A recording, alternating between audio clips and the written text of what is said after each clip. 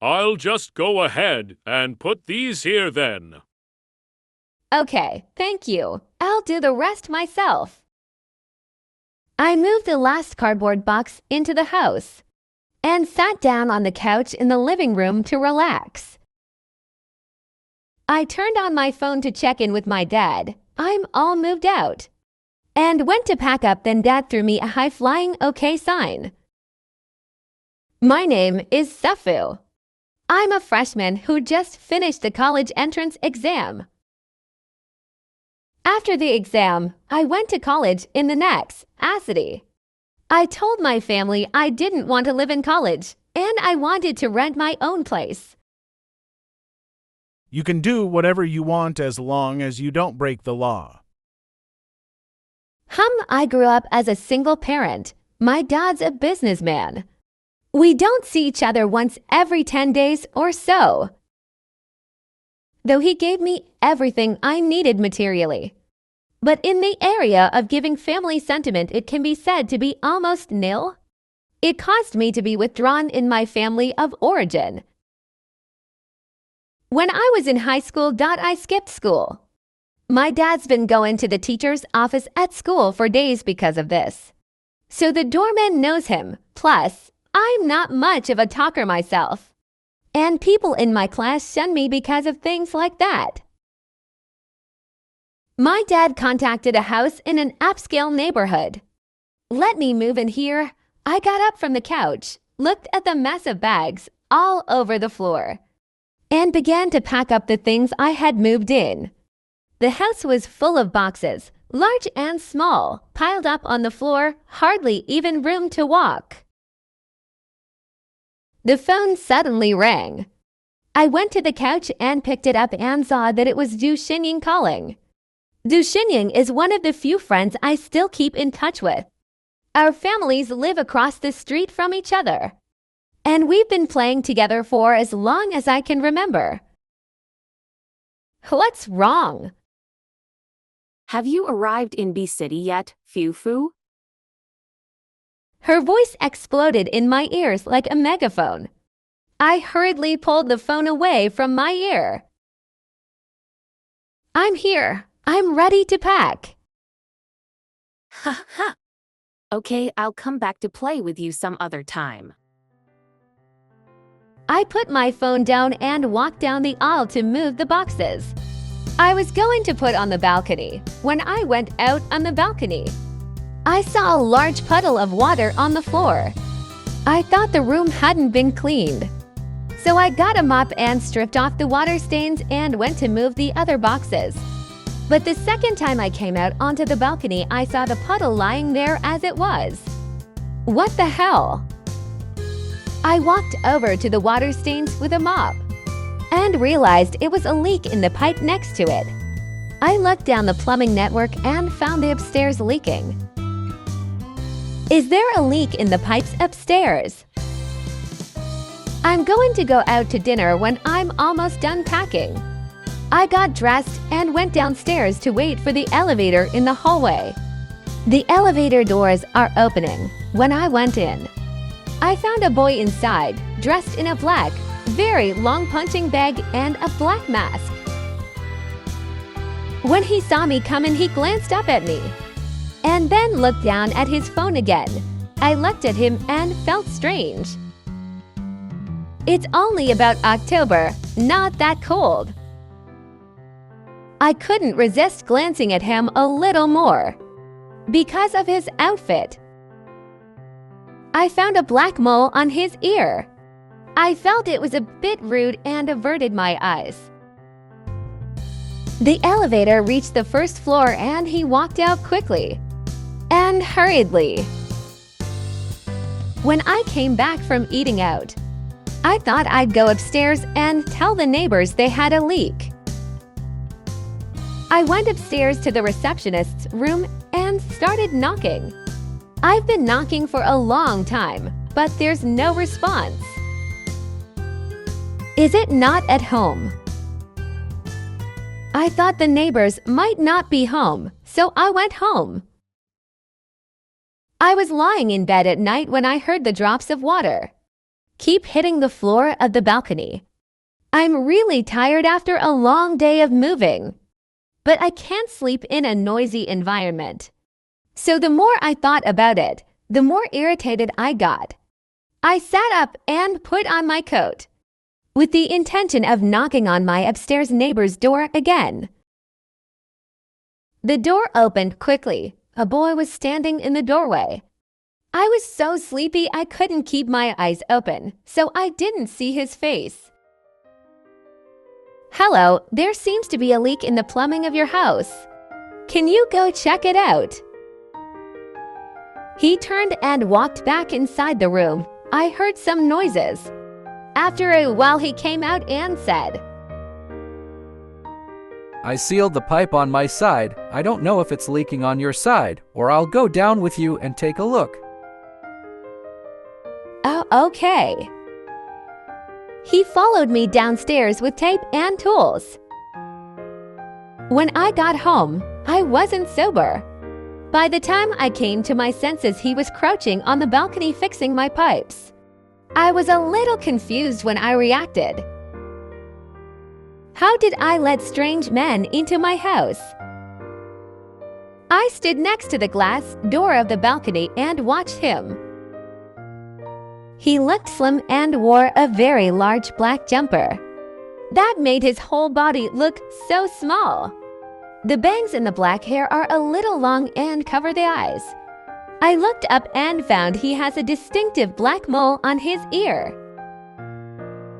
"Is it you?" His eyes were bright, with a slight droop at the end, and he looked like a puppy. Is that you, inside the elevator today? "Well," I answered him in a small voice. After all, there really was no honor in admitting such impolite things as staring at someone all the time. Please come here. Oh, okay. This water pipe is also a bit old. It's a bit unstable here. If you want to replace it, it's quite a hassle. I've glued it up here for you, so you can glue it up here in the future if you still have problems. He reached up from his sleeve and pointed to the spot where he had just pasted. I stared at his hands. Long fingers and white skin that looked a little unhealthy. Well, thank you." He looked at the glued hose and stood up before I could clearly see his face because I'm not short, and he is half a head taller than me. The whole face under the long bangs is very small, and the mouth is thin, although describing boys as pretty, a bit weird. But he does have a very pretty face. That's okay. Did you just move in? There are rarely new residents here.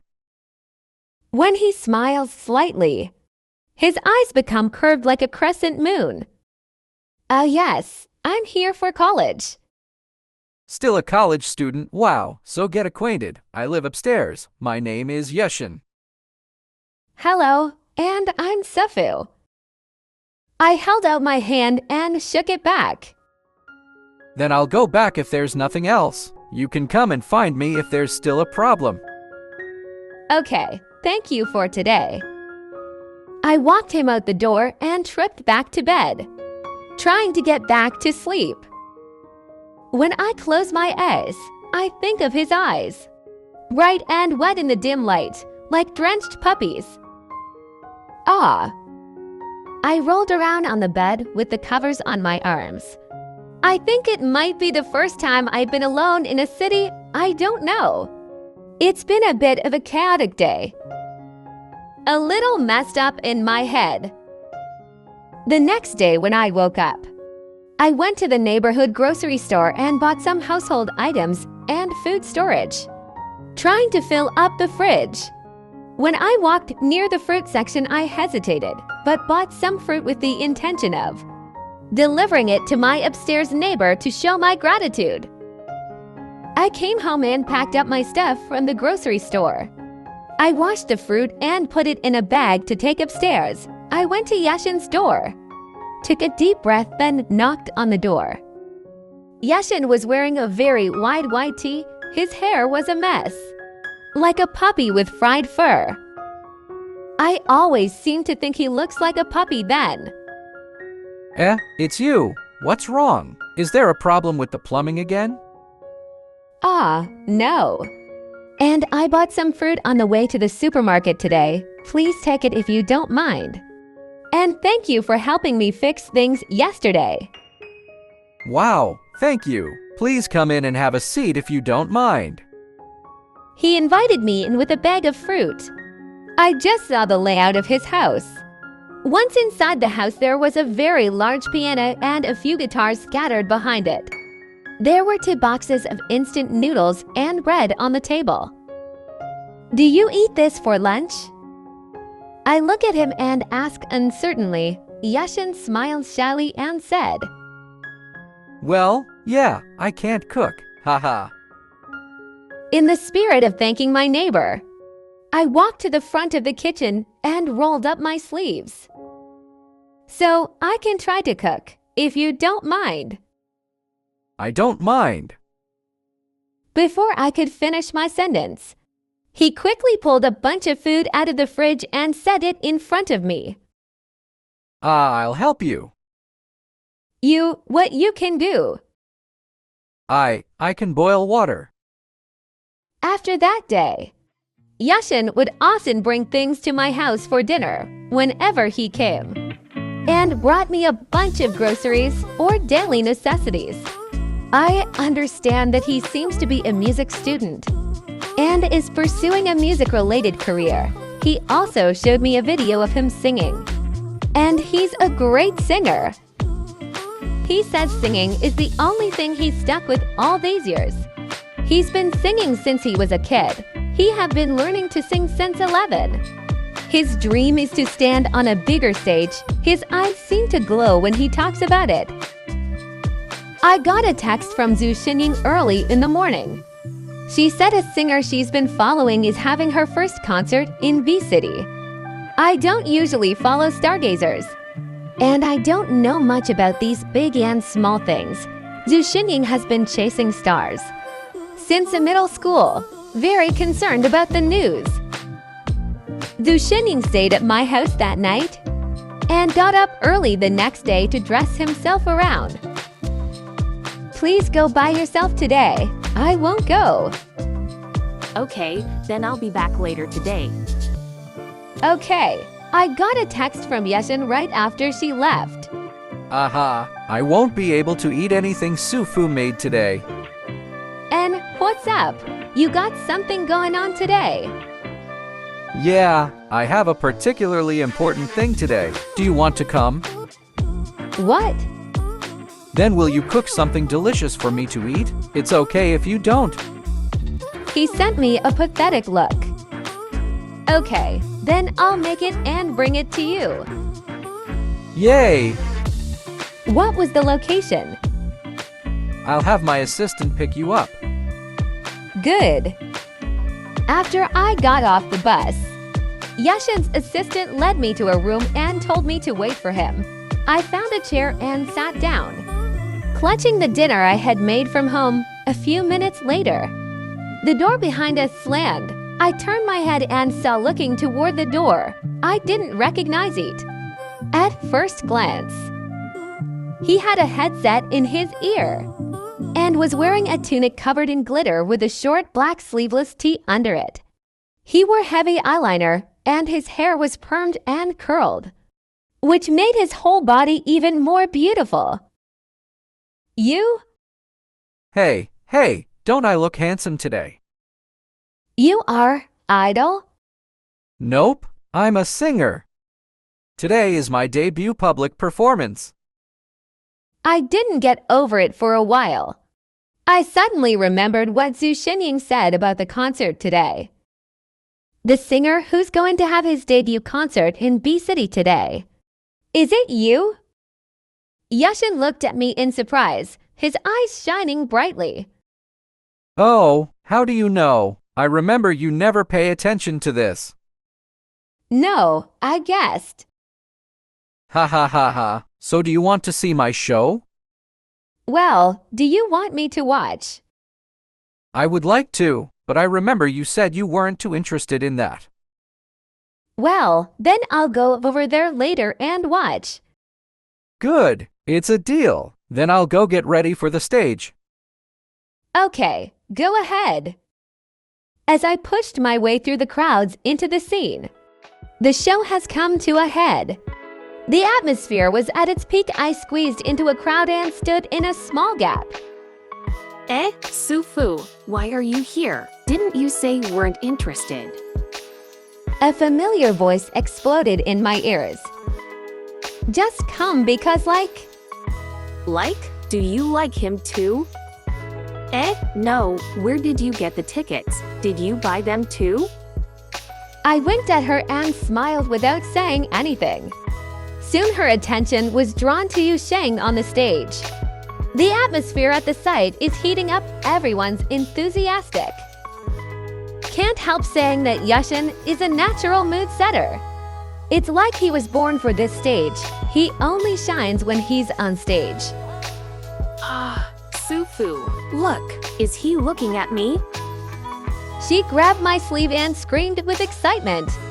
I looked at Yushin on the stage. He looked in my direction and then gave a very big smile. Well, I guess he is looking at here. I smiled as she pulled me along, staring at Yushin on stage. Who was glowing in my eyes at the moment? The cheers from the stage were long and loud. Later, I often take walks with Yushin. He's a man who doesn't go out much. He often loses track of time when creating, even eating. We go for walks on the beach all the time. He likes to listen to music and will share one of his headphones with me.